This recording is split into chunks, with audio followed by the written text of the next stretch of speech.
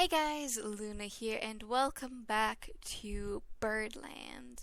We managed to get through the first 2 days. Let's continue on. July 14th, morning. You're sitting cross-legged in a small clearing. Cassidy, the nature and camping instructor, is practically dancing around you as she gives her morning spiel. Oh, I'm so excited as you little darlings get to go out in the forest and take a spectacular magic of the natural world. You'll see so many trees and rocks and lichen. Oh, you're going to have such a wonderful time. She claps her hands a few times and signals everyone to stand. Now remember, each team has its own set of coordinates, so don't try and cheat off of anyone else. And, I'm just kidding, of course. Go out there and have a lovely morning. Small packs of campers start heading off in a bunch of different directions. Stay watchful, everyone, and I'll be in earshot, so do call if you need me. Walk up into the woods with Elizabeth camper from your section. You hold a little folded up map as she's looking down at her compass, swatting branches away from her face. You know what I like best about orienteering? Feeling of accomplishments? The accomplishment of a job well done? No, all of the many practical applications. You look up from the map and see the grumpy expression on her face. Oh. Seriously, why on earth would you ever need to learn how to work a compass? When do you even have a compass? In your orienteering class? Exactly. We're learning how to learn the thing we're learning. What a waste of mental energy. Well, I like the feeling of accomplishments. Well, I'm truly happy for you. Now let's figure out where the heck we're going. Use the map and compass. Okay, we have a compass and map, right? Liz snaps her fingers. Right, and I definitely remember the word map coming up in the instructions. So we need to use them both. Okay. You stare down at the map in silence. Do we line up the two ends? Do we line up the N on the compass with the N on the map? Maybe. She turns the compass around until both ends are pointing in the same direction. Okay, so where's the needle pointing now? Like 120 degrees or so? What does that mean? I don't know. I didn't think that far ahead. See, if this were like a video game, we would just have a little mini-map radar thing in the corner with our little blinking destination light, and we'll just do all the turning and spinning automatically. Huh. It would be a lot easier if that technology existed in real life. Yeah, except even if we did, we wouldn't be allowed to use it at camp. She sighs. Come on, let's go. Did you figure out which way we're headed? Even better. I figured out if we walk around in a circle for an hour and act like we know what we're doing, nobody would be able to tell the difference. Midday ropes course. Heather, the ropes and climbing instructors, patrolling alongside the course, yelling at campers whenever they break rules. Heather ropes. One rope at a time, people. One camper per section. That means you, Kevin. Zoe Price, another senior girl, works her way along the tire swing segment. You walk beside her, spotting her from the ground. You just so you know, my arms are super weak, so you should try not to fall. You got it, dude, and thanks again for giving up your turn. No problem, you need a spotter. Plus, I wasn't really in the mood to go up today, anyways. Oh, why not? It's such a blast. Look. She hops from one swing tire to another. See, I could do this forever. Maybe next time. I just wasn't feeling it today. I'm sure I'll want to go next time I'm up. I hear you. Sometimes at school there'll be these days where I got volleyball practice, but all I want to do is just running laps outside and I'll be like, man, why did I sign up for this thing? Why am I cooped up in the gym? Blah, blah, blah, blah, blah. And then, of course, my server's a total mess for the rest of the afternoon. She chuckles. Yeah, I guess some days you're just tired of it, even though you love it. Totally. Don't think I could ever get tired of this thing, though. She pauses at the start of the monkey bar section as she waits for the person ahead to clear it. I'm thinking I might try on being on the climbing for the Summer Olympics camp. Oh, that's right. That's coming up soon. Yeah, what do you think you're gonna do?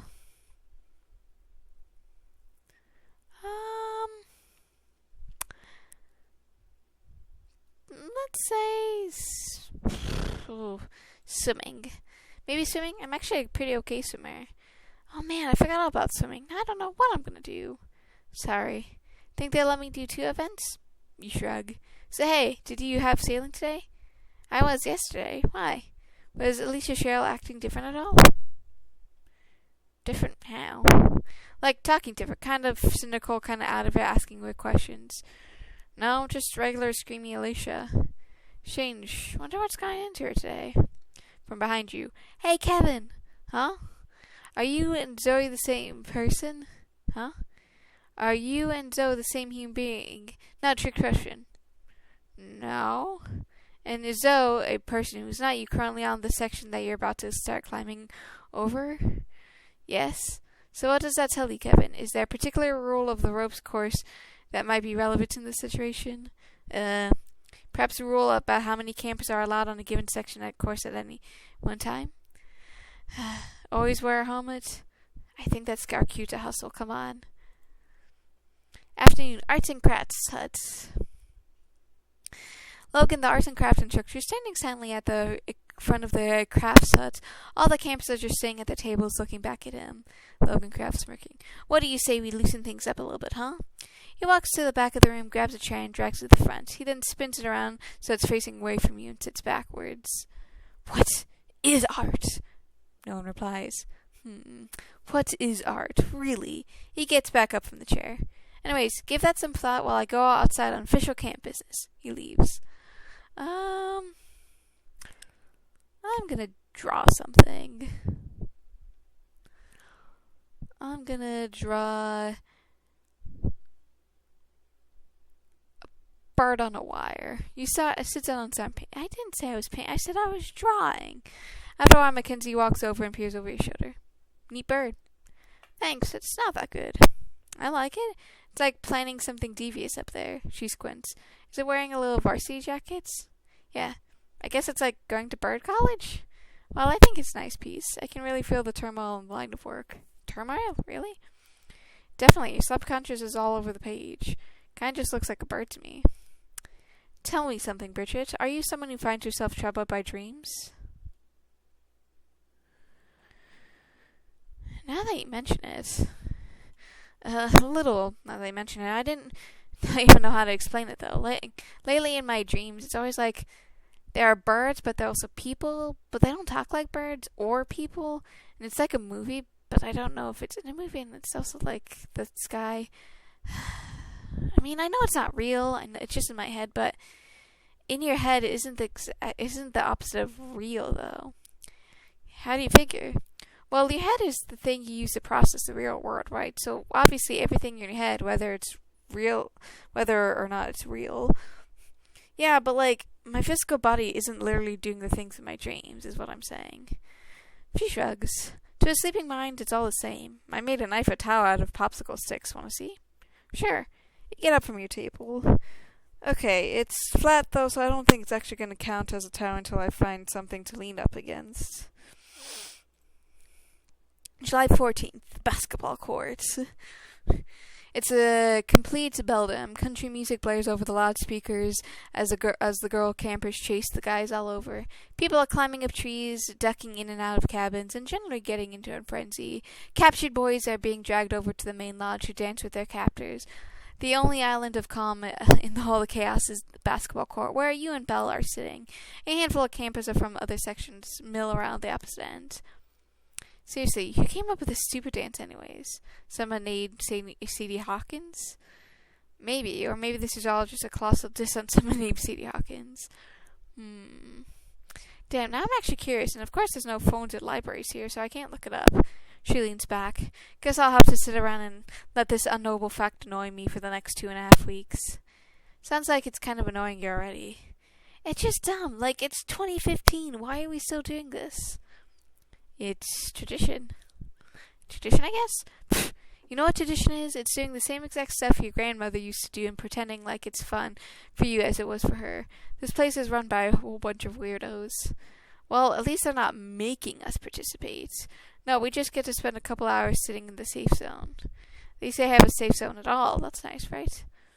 It'd be nicer if the safe zone encompassed, like, the entire camp, so I could just go read in my cabin. Some boys run past the court, screaming at the top of his lungs. Zoe's right behind him, screaming at the top of her lungs, but in a different way. Wow, Zoe's really getting into it, huh? Oh yeah, no, watch her. She zeroes on some poor boy and just sprints down and hit him down. This is the fourth one that I've seen anyways. How are they getting away? They're not getting away. Zoe's faster than 99% of the people here. She's letting them go right at the last second too. Zoe goes back down to a jog and grins as the boy scampers off. She waves at the two of you. You wave back. That's some cat and mouse stuff right there. Jeez. Yeah. Do you think this is what they had in mind when they came up with the whole girls chasing boys around camp idea? Doubt it, but if you build up a system, people will find a way to game it.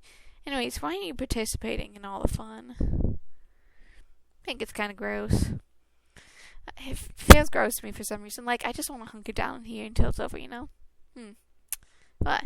Nothing. Interesting answer. Was it? Basketball bounces by you and rolls to stop at your feet. You look over to the other side of the court and see Dan waving at you. Hey girls, want to come play some horse? Belle picks up a ball and looks at you. Sure, might as well. Why not?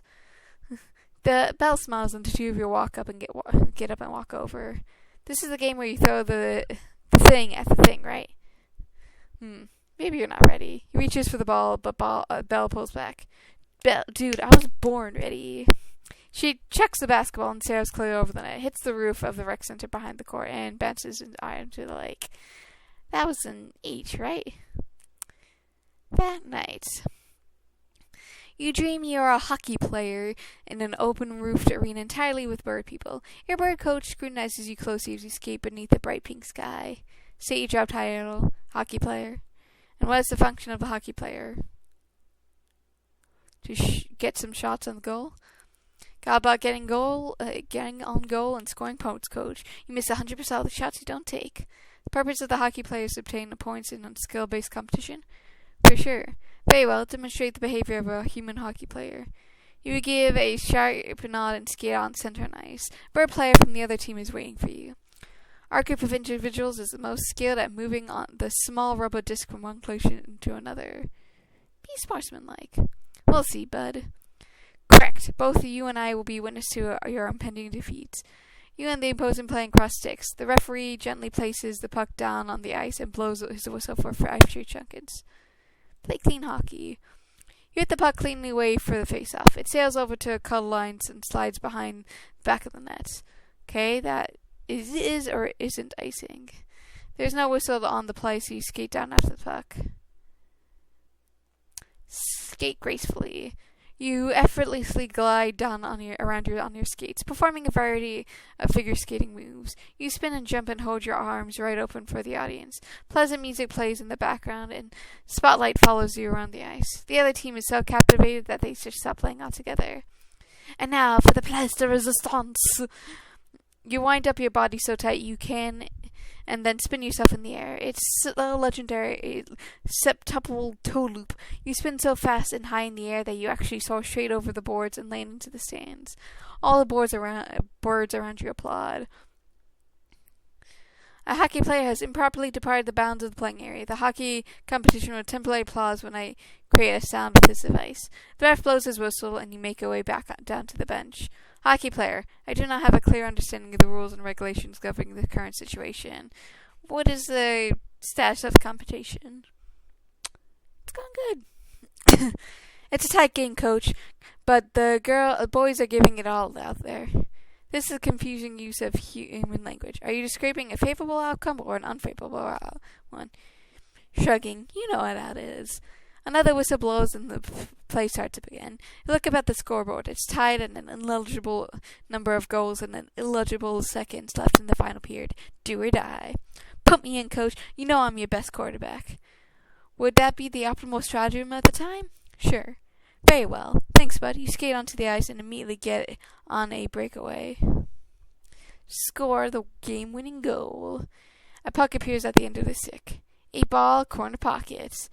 You swing the stick like you're playing lacrosse. The puck sails through something that's probably called the 5-hole and lands right in the net. A goal has been scored. Game complete. Fireworks go off on your bird teammates all skate up and bump you into you with their hands up. Pretty soon you're in a cluster of hundreds of teammates, all with their hands up. They pick you up and crowd surf you back over to your bench, where your bird coach is nodding his head in approval. You are victorious. Just gave her. Indeed. Thank you for your demonstration, hockey player. Have a pleasant morning. So, my allegory is lowered, my serenity is normal, and my tenacity is normal. My vigilance is heightened, and my melancholy and guile are very heightened. Interesting. It's now the 15th.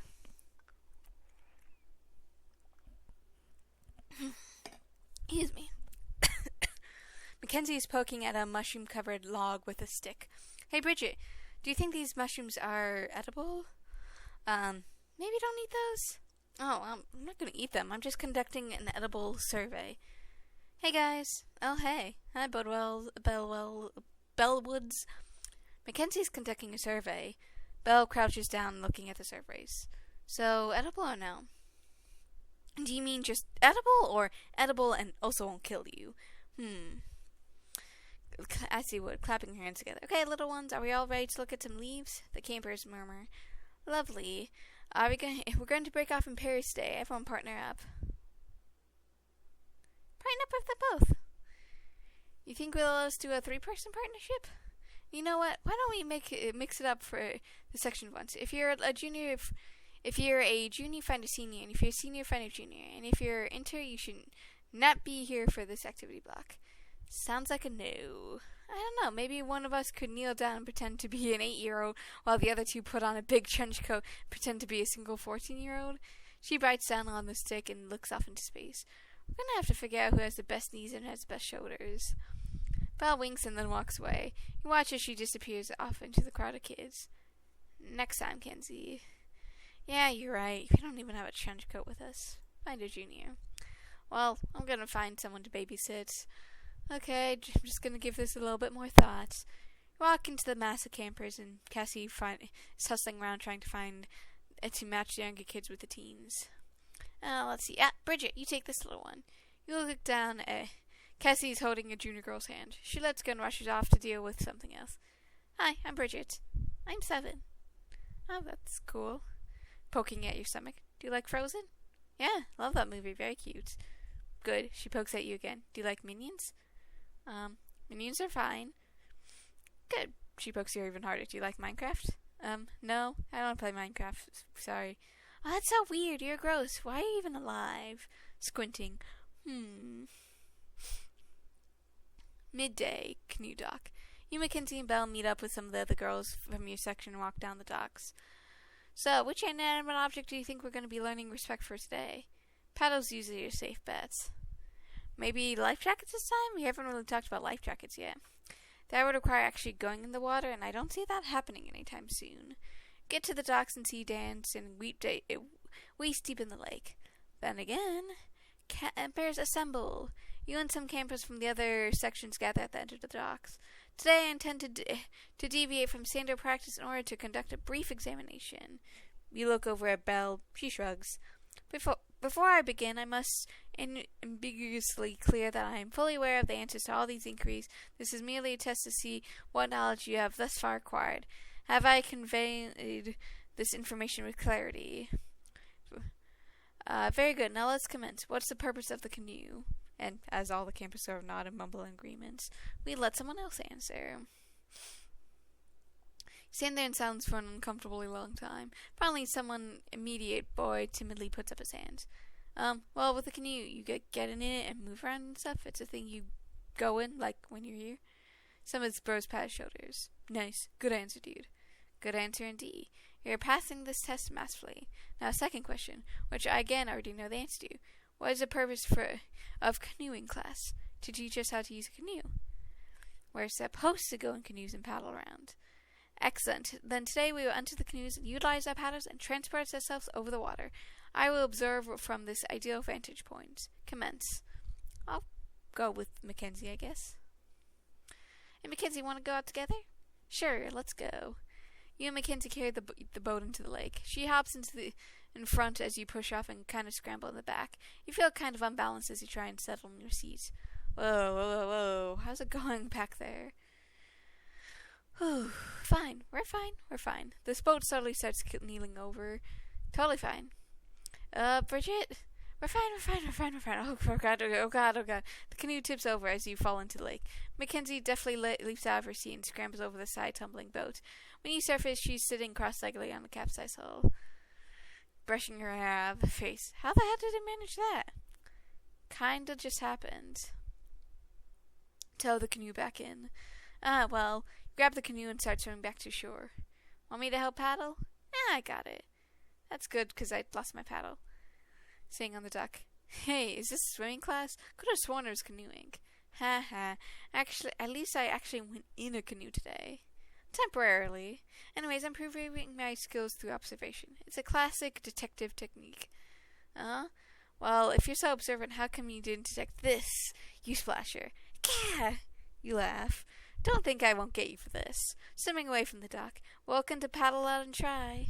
Oh, you want paddles? She grabs a paddle and starts trying to splash you with it. Dan looks on, nodding in approval.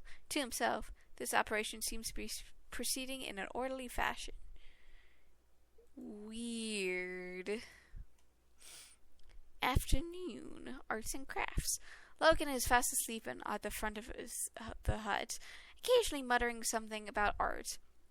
Taylor M rifles through the supply cupboards as the bunch of other girls from the section sit around chatting. I don't know. Do you think I can make some kind of substitute out of this stuff? Spitting a pencil on her finger. I mean, I guess that kind of depends on whether or not you want something that looks like someone with finger paint all over your face. I don't understand why it's banned in the first place. Like the hair straightener thing I get because it's a fire hazard, but no makeup? That just seems so random. No skirts, no crop tops, no cookies, you say quietly. It's all the girl stuff too, eh? They didn't ban anything the guys are into. Like, what, like dick jokes? That'd be tough to enforce. Oh, speaking of what guys are into... Listen in but don't get involved. You shuffle around some art supplies on your table, pretending not to listen. I happen to know that a certain Taylor, who happened to remain nameless, was chasing a certain boy at a certain dance last night. Taylor C. rolls her eyes. Oh, interesting. Tell us more. Oh, I couldn't possibly.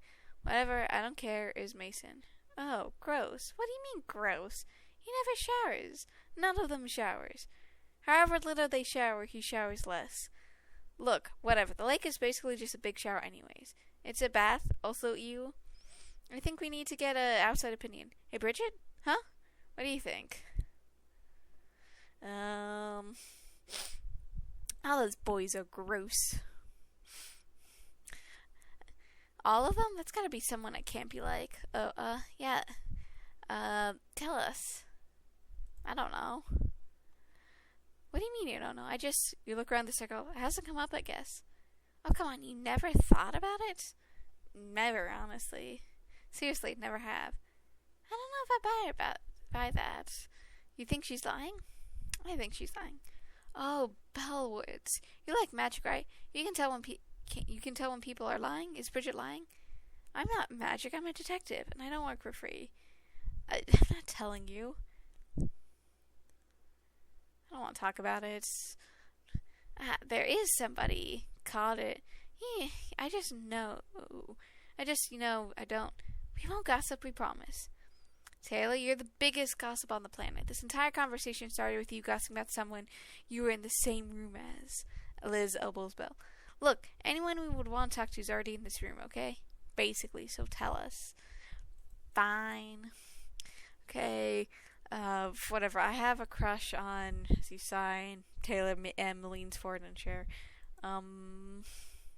Nathan? Belle raises an eyebrow. Nathan, seriously? Why Nathan? He's the whole darn package of attractive, smart, and funny. He's, what I don't like about him. The group looks at you expectantly. For example, he's got a good face, and I like how he dresses. Like the tearaway pants. Yep, that's the thing I definitely remember before right now. Never would have guessed. Yeah, no idea. Can't wait to tell. Taylor C. clearly clears her throat. Nobody. Can't wait to keep this a secret forever. Silence. Tell him, excuse me. She gets up and runs out of the room. I'm sure that's unrelated. That night, you dream you're a musician at a festival attended entirely by bird people. Your bird manager scrutinizes you closely as you sit up backstage beneath the pink sky. She hates your job title, musician. What's the function of a musician? To entertain people. Music brings joy to the world. It's like that song. There are innumerable human songs. I do not know which one you're referring to. Can't remember the name. Anyways, it's not important. What important is music makes people happy. The purpose of a musician is to provide entertainment to others? Right on. Very well. Demonstrate the behavior of a human musician. Cool. A bird stage manager runs in, clipboard in hand. You are scheduled to perform exactly 1 second. You take the unlit cigarettes in your hand and grind into the ashtray as if extinguishing it. Time to make some magic. I thought the aim of the occasion was to create music. 2 words are similar but quite distinct in meaning. You run out on stage. Did I misunderstand? Do not inquire this of me. I am no closer acquainted with these concepts than you are. Greet the audience. How are you doing tonight? The crowd applauds. I said, how are y'all doing tonight? In unison, we are doing well. We are the British and the extended metaphors, and we're going to start with a little song I like to call Birds of Love. This one goes out to the certain special out there. Your love is like a bird, and my heart is like a different bird. I will make a nest for your bird if you share that nest with a second bird. Hear the sounds of birds of love whispered in your ear. They're the only birds I want you to hear. Birds of love. This place is like a bird, and there are 2 birds living inside that bird. I am not a bird, except when I am a bird. Hear the sounds of birds' love whispered in your ear. I'm literally putting birds in your ears. Birds of love. Oh, birds so high and birds so low. Special different species, where do they go? Some fly south and some stay here, depending on the weather and time of year.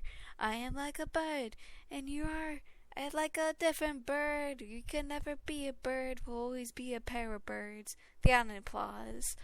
Thank you. And the next one is good. Put your hands up. So this is song's explicit instructions. Everyone please try and follow along. Put your hands up. Put your hands up. Put your hands up. Put your hands up. Keep your hands up. Keep your hands up. Keep your hands up. Keep your hands up. All the ladies, put your hands up. All the fellas, put your hands up. All the non-married folks, put your hands up. Keep your hands up. Keep your hands up.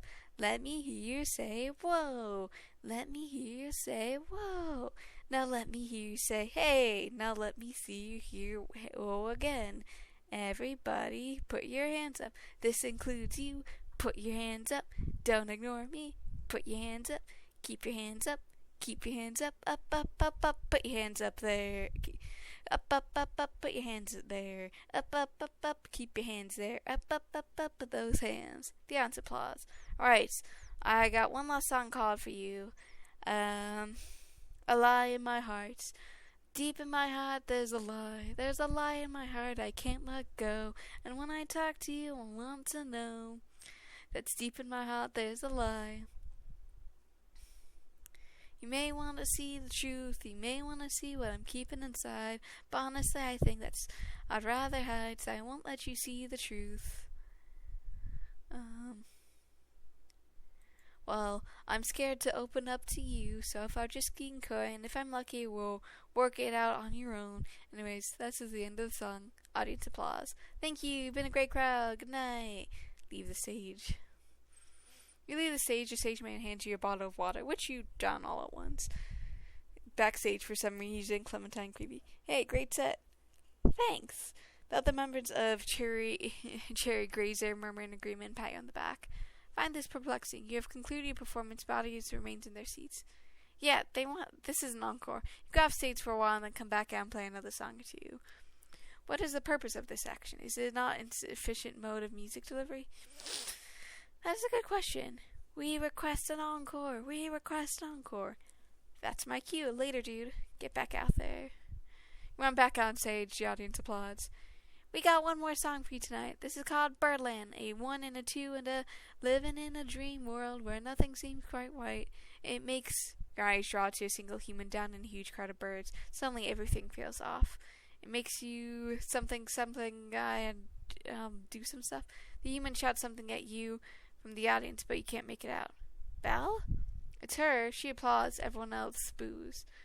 We articulate our displeasure with this musical performance. We expected to see an event with more to our liking. That expectation has been thwarted. We are experiencing a feeling of entitlement to high-quality entertainment, followed by immediately by intense disapproval of low-quality entertainment before us. Plead for forgiveness. Wait, I'm so sorry. I just want to play music for you. Give me another chance. Under no circumstances will we do what you request of us. The audience throws raw tomatoes, old boots, empty tin cans, entire fish skeletons, grand pianos, anvils, etc. Wait! You make eye contact with Belle. She inaudibly mouths the words, "Look out!" A boot hits you in the head and knocks you flat on your butt. Gah. The audience applauds as a bird roadie nonchalantly drags you off stage. Your manager comes up and looks you over. Musician, you seem to have roundly failed in your function. Are you injured? Ugh, you spit out a bunch of your teeth. I see. Very well. Thank you for the demonstration and have a pleasant morning. Interesting. So, my serenity, vigilance, and tenacity are normal. My alacrity, melancholy, and guile are very heightened. Very interesting. And with that, we're going to end this episode here. I hope you guys have a good day, night, week, month of your lives. And may the stars forever guide your path wherever they might lead you into the future. Goodbye, everybody.